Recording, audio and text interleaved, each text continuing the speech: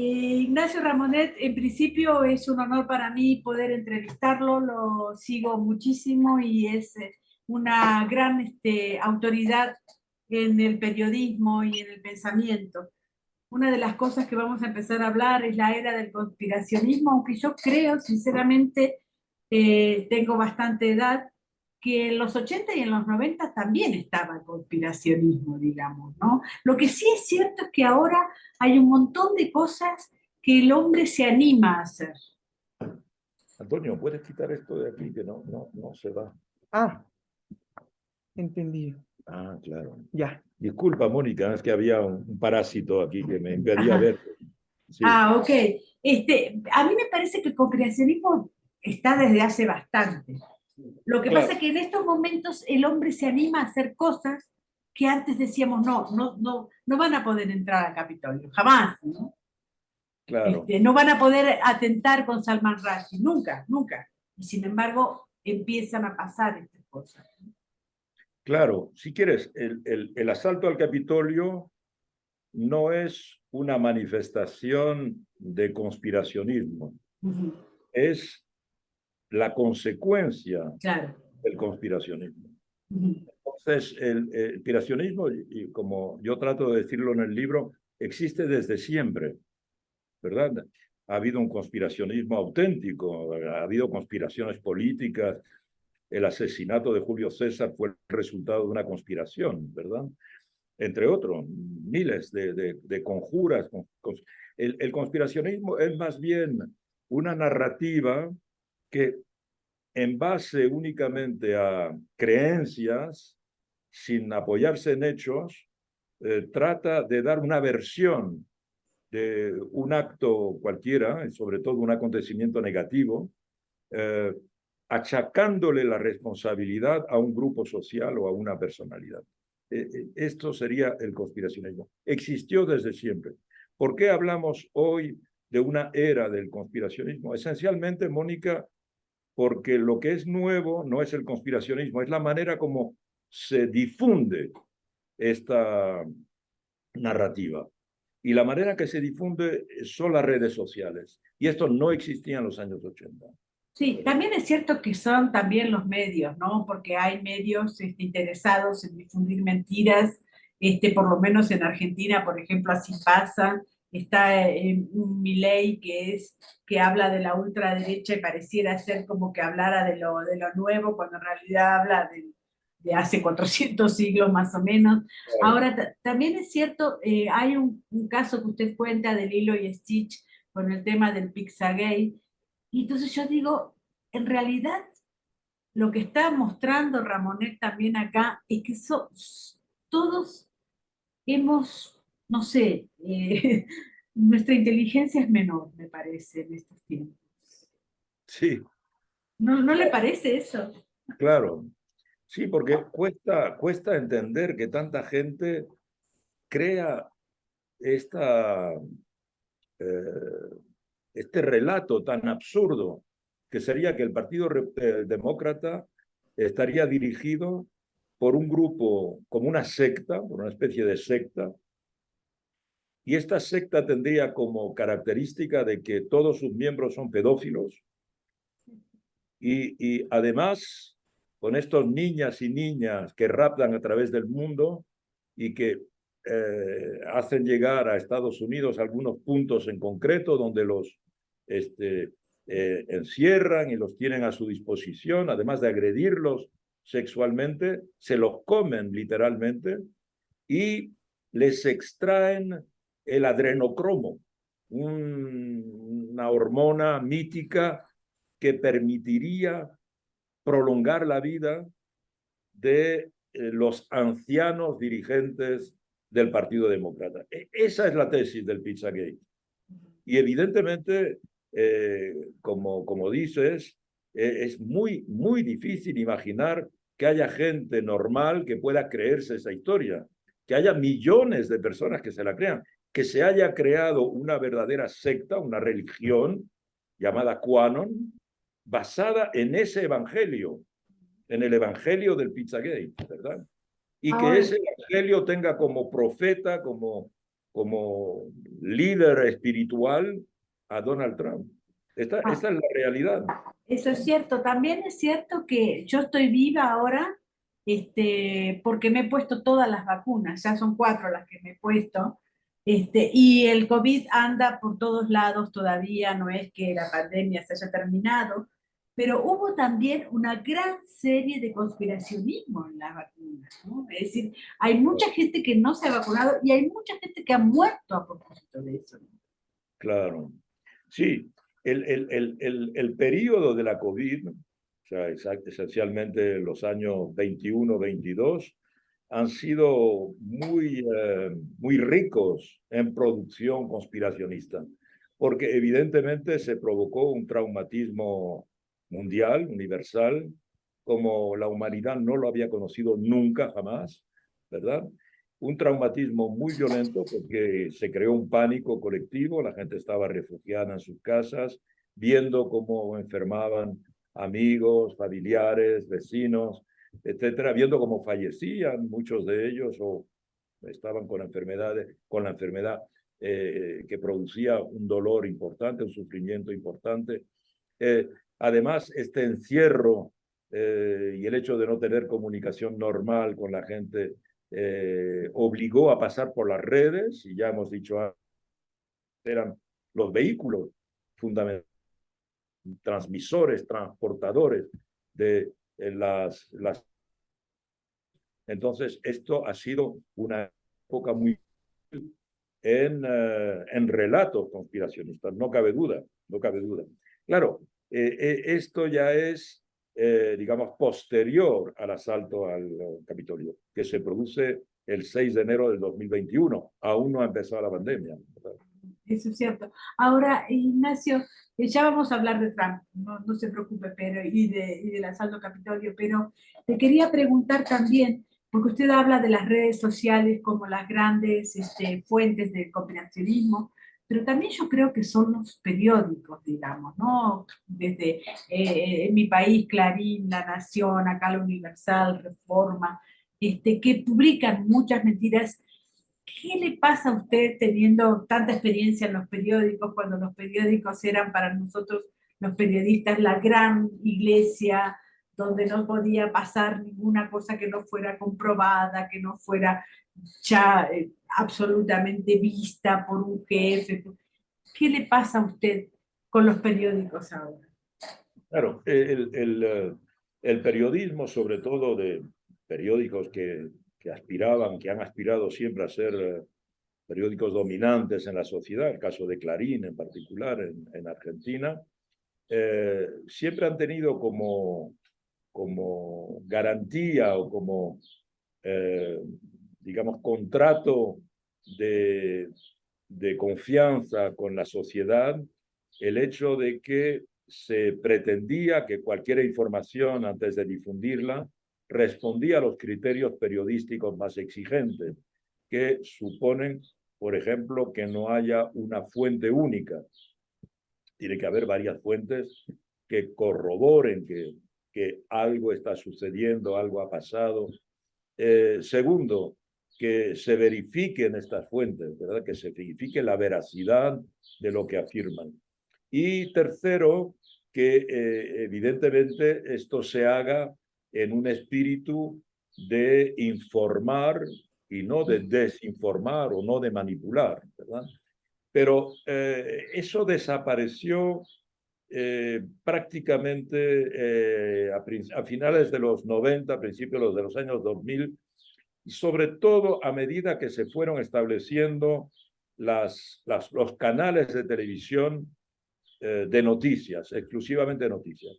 Hay que recordar que CNN, no quiero hacer un curso de comunicación aquí, pero CNN se inventó, se creó en 1986 y a partir de la CNN, que fue el primer canal de noticias, únicamente de noticias, y a partir de ese momento empezaron a multiplicarse los canales de noticias y por otra parte también la cobertura satelital del planeta permitió difundir al planeta entero, cosa que no se podía hacer antes, nunca se pudo hacer.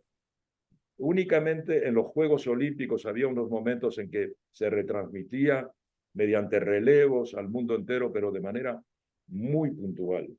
Pero difundir algo al planeta entero, como ahora estamos acostumbrados a esta conversación que estamos aquí grabando, si la estás grabando en directo, la puede ver cualquiera en cualquier lugar del planeta que tenga acceso a Internet, evidentemente. Esto no era posible. Entonces, cuando estos canales de información se difundieron y dieron información muy rápida e información de urgencia, el periódico pasó a ser muy lento con respecto a eso. El periódico, por consiguiente, como dice su nombre, da la noticia de un período, y ese período son 24 horas. Pero 24 horas frente a la instantaneidad, que es el segundo, entonces es demasiado lento. Entonces, si además de eso, que es el ritmo natural del periódico, que sale cada 24 horas, si además de eso los periodistas se ponen a verificar la información, a buscar varias fuentes, a tratar de darle un carácter objetivo, etcétera, evidentemente los canales de televisión ya han agotado la información antes de que salga en el periódico. Eso no podía ser. Y los periódicos de papel empezaron a rivalizar con los canales de televisión. Eso fue en los años 90 y los años 2000. Estamos a más de 20 años, dentro de un cuarto de siglo. Hoy día, el medio dominante es la red. La red está absolutamente instantánea y la red tiene un funcionamiento que no tiene que ver con los medios. La red no es un medio de información, la red es un medio de comunicación. ¿Eh? Y además es un medio de comunicación a través de algo muy particular que es de amigo a amigo, de amiga a amiga, o de amiga a amigo, o de amigo a amiga. ¿Verdad? O sea, pasa por un relacional que no tenían los periódicos, que no tienen las televisiones y que no tenía la radio tampoco, donde había una relación de confianza al medio, abstracto en general. Ahora la información me viene firmada. Trump me escribe a mí. No te escribe a ti, puede que te escriba a ti, pero es igual. Cuando me llega a mí, yo veo que me escribe Trump. Esa relación privilegiada de un presidente con cada ciudadano, con cada ciudadana, eso es algo muy exclusivo de las redes, que crea una relación que funciona como un chantaje sentimental. Entonces, si es mi amigo, no me miente, porque un amigo no me miente, una amiga no me miente. Entonces, a partir de ahí, ese vehículo es lo que cambia todo, es lo que trato de decir en el libro. Sí, ahora, ¿usted piensa que Donald Trump es el presidente entonces de la mentira, del chantaje emocional y de esta, me parece a mí también, esta cosa de limbo que vive muchísima gente creando un mundo paralelo al mundo real, digamos, ¿no? Sí, ya muy bien dicho, Sí, ya muy bien dicho. Es un limbo, ¿sí? Una burbuja, ¿verdad? Es una especie de burbuja, es una especie de mundo paralelo, es una especie de universo cuántico. Estamos aquí, pero hay un mundo paralelo al lado que tiene finalmente unas dimensiones un poco diferentes, pero ahí efectivamente los demócratas son unos sátiros, unos asesinos, unos caníbales, y eso yo lo creo firmemente, dice la gente, y puede vivir al mismo tiempo en este mundo con racionalidad, ocupándose de cosas normales en su trabajo, en su vida, en sus relaciones, y a la vez creer ese universo. En realidad, Mónica, no es tan diferente de la relación que tenemos con la religión, respetando claro. las religiones de Sí, todos. Pero yo, pues, si una persona es católica, no va a entrar a decir, sí, pero no me creo esto porque la resurrección pues, no está demostrado técnicamente, o qué es la Trinidad. Evidentemente, porque hay como un contrato de fe, creo y punto, ¿verdad? Entonces, con el trumpismo, con la secta QAnon, hay esa especie de contrato, aunque sea inconsciente, de que, por eso digo, Trump no es un líder político, Trump es el profeta de esta gente. Es el profeta y es el líder espiritual, que evidentemente digamos, para personas que tratan de ser un poco racionales, parece sorprendente. pero así funciona para decenas de millones de personas. ¿No?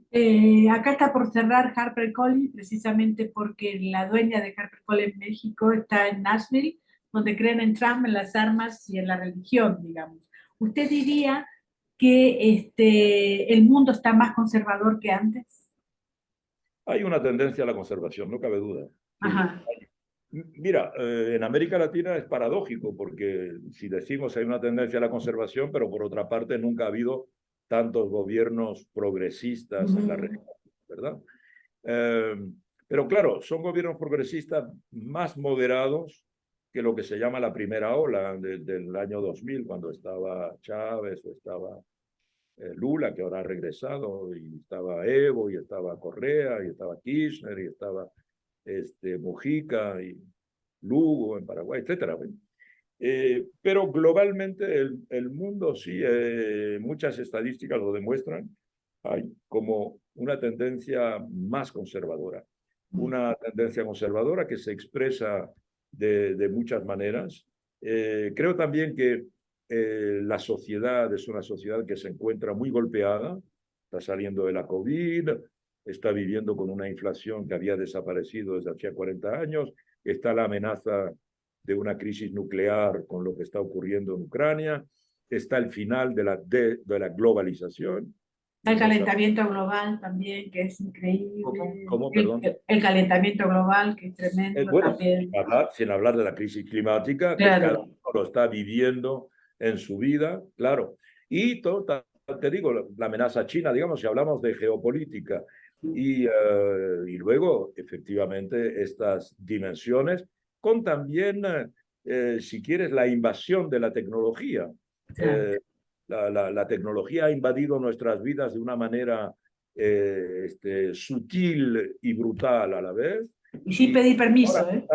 estamos a la víspera de la generalización de la inteligencia artificial y mira el pánico que está suscitando, no ya en las personas que fueron apartadas por las máquinas en los años 30, 40, 50 del siglo pasado, o las personas que fueron apartadas por las computadoras y la informática en los bancos, en las empresas, en los años 80, 90, con Internet. Ahora son los ingenieros, los creadores, incluso los artistas, los abogados, los arquitectos, los que ven la posibilidad de que la inteligencia artificial también irrumpa y los deje sin trabajo, los sustituya sencillamente, independientemente del tema casi metafísico que plantea la inteligencia artificial de la sustitución del ser humano por una máquina. Eso es cierto. Acaba de salir una entrevista a Michael Schumacher en un semanario alemán, como si Michael Schumacher pudiera hablar, digamos, ¿no? Hace un montón que no da notas y que tiene problemas mentales por su accidente. Las dos últimas preguntas. La primera es, ha hecho este libro, ha denunciado el conspiracionismo. Es increíble que aparezca aquí en México porque es muy, muy cerca de Trump. ¿Qué siente usted, digamos, no? ¿Siente que denunciar esto es aportar algo? ¿Cómo lo veo? Bueno, para mí sobre todo se trata de clarificar un fenómeno que creo que se está extendiendo. Como ocurre a menudo, lo digo en el libro, lo que pasa en Estados Unidos, en los últimos 50 años hay muchas demostraciones que lo que pasa en Estados Unidos acaba por pasar en muchos otros países. Aquí finalmente no ha habido que esperar mucho porque el 8 de enero pasado, o sea, 2 años, casi día por día, justos, en Brasil ocurrió otro asalto al Capitolio, ¿verdad? Con el Es asalto cierto, a la Casa de los totalmente, Tres Poderes. totalmente cierto. Aquí no se trataba de Trump, Sí, se trataba de Bolsonaro, pero y se trataba no de Cuano, pero de las iglesias evangelistas, del sí, bolsonarismo. total. Entonces, vemos que vale la pena, digamos, hacer un esfuerzo como el que yo he hecho. Es un libro bueno, es una encuesta que ha durado más de 2 años, consultando miles de fuentes, como está acreditado en las notas, para tratar de entender cómo ese fenómeno se ha establecido en nuestras sociedades, que son sociedades cuyas personas están más educadas que nunca. Cualquier sociedad del mundo hoy, cualquiera, está mucho más educada que hace 40 años, que hace 60 años.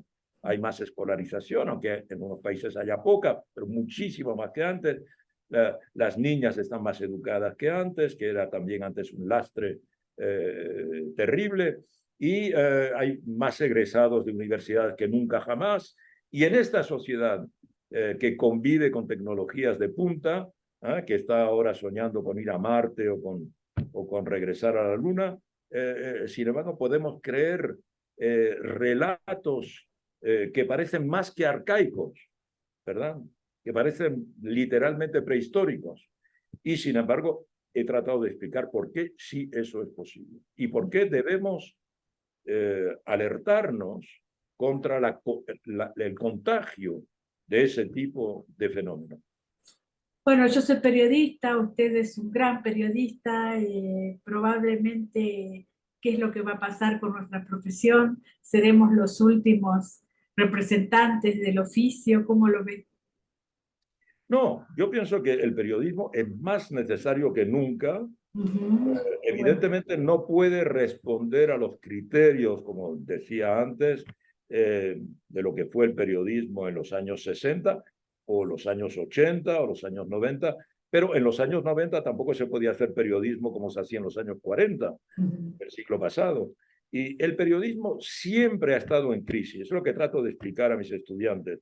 Eso de que el periodismo, digamos, eso, una nave de crucero en un mar en calma, eso no existe. El periodismo siempre ha estado en crisis. ¿Por qué? Porque el periodismo está a caballo de las tecnologías de comunicación. Y lo que más ha cambiado desde mediados del siglo XIX son las tecnologías de comunicación, ¿verdad? Con la invención del telégrafo, de la radio, de la televisión, evidentemente del cine, de la fotografía, etcétera, todo, y de Internet. Todo eso ha cambiado completamente la profesión a cada vez ha habido que reinventarse. Y ese cambio se produce cada 15 años, más o menos, con ciclos de 15 años. Cualquier periodista que tenga hoy 40 o 50 años ya ha vivido por lo menos 2 cambios radicales en su vida, ha tenido que adaptarse. Entonces, hoy no hay máquinas de escribir, que era el instrumento mítico de los grandes periodistas como Hemingway o de los periodistas míticos de los años 40 que hicieron reportajes de la guerra de España o de la guerra de Etiopía o los que cubrieron la revolución mexicana en particular. Entonces, y el periodismo siempre ha subsistido y siempre ha sido necesario. Y hoy, ¿qué es lo que está en crisis dentro del periodismo? No son los periodistas, es la verdad. Lo que está en crisis es la verdad. Y la verdad es la diosa de los periodismos. Porque los periodismos luchan y a veces mueren por la verdad. Entonces, lo que está en crisis hoy en nuestras sociedades es la verdad. Ya no se cree la verdad. La verdad se inventa. La palabra, el concepto que más ha circulado últimamente es fake news, parece mentira. Entonces, los periodistas son hoy día más indispensables en la sociedad, las nuevas generaciones de periodistas en particular, ¿verdad? Con instrumentos nuevos, evidentemente este que estamos utilizando ahora, o cualquier otro que sea necesario, pero la sociedad siempre tendrá necesidad de verdad, porque sin apoyarse en verdad surgirán monstruos e iremos hacia sociedades monstruosas. Estamos viendo en toda Europa resurgir la extrema derecha. Mire, el fascismo que parecía muerto y enterrado, después de haber sido derrotado en la Segunda Guerra Mundial, está gobernando Italia como hace un siglo. Sí, hoy incluso hay quienes dicen si existió o no el Holocausto, ¿no? Claro. Entonces, algo no está funcionando, digamos, porque sabemos a dónde lleva el fascismo.